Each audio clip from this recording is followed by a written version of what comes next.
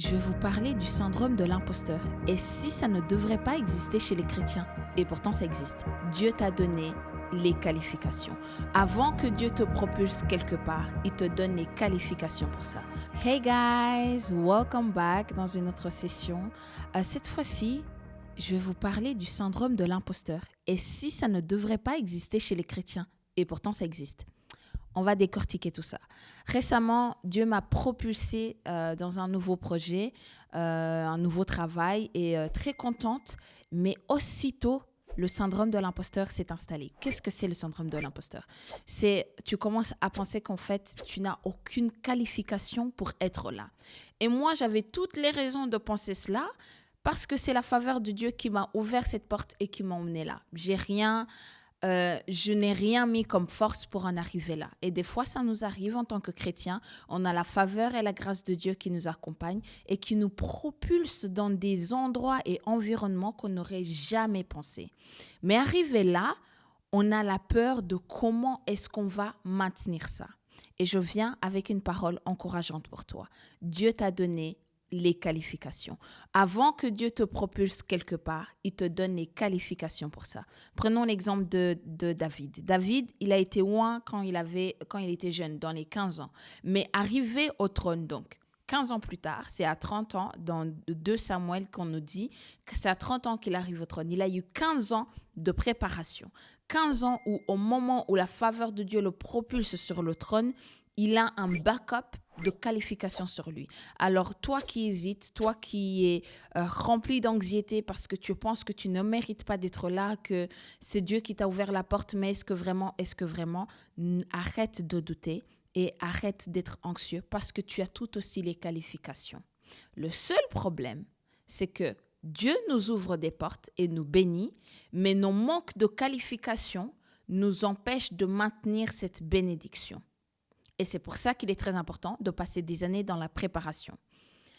Les années de préparation, c'est des années qui sont difficiles, des années qui sont longues et des fois, on ne comprend pas le pourquoi du comment. Un chef de chorale peut demander à ses choristes de répéter maintes fois une même chanson.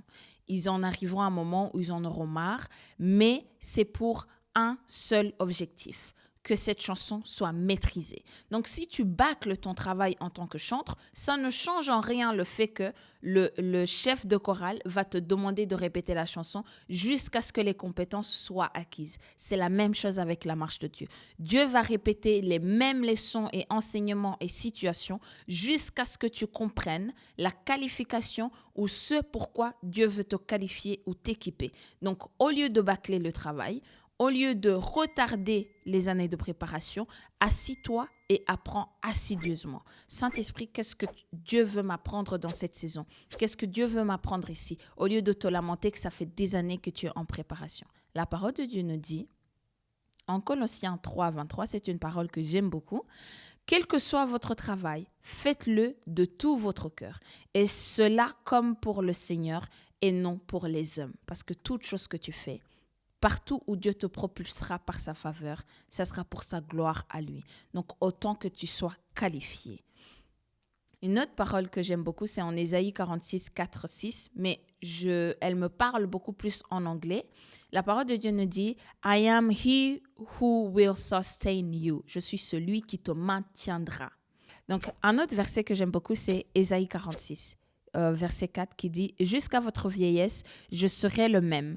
Jusqu'à votre vieillesse, je vous soutiendrai. Je l'ai fait et je veux encore vous porter, vous soutenir et vous sauver. » Et en anglais, ils le disent très bien « He who I am, I will sustain you ». Donc, Dieu t'a propulsé dans cette grâce, mais c'est lui qui va te maintenir là avec l'équipement qu'il t'a donné. Et c'est pour ça que les chrétiens ne devons pas être fainéants. Nous devons nous lever et aller chercher, faire les formations, nous équiper physiquement. Si Dieu te donne l'opportunité de t'équiper, c'est qu'il y a une opportunité spirituelle qui arrive devant toi.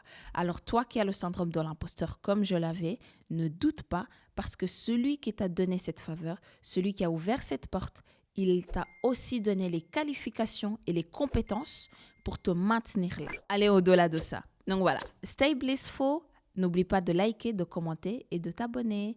Bye bye.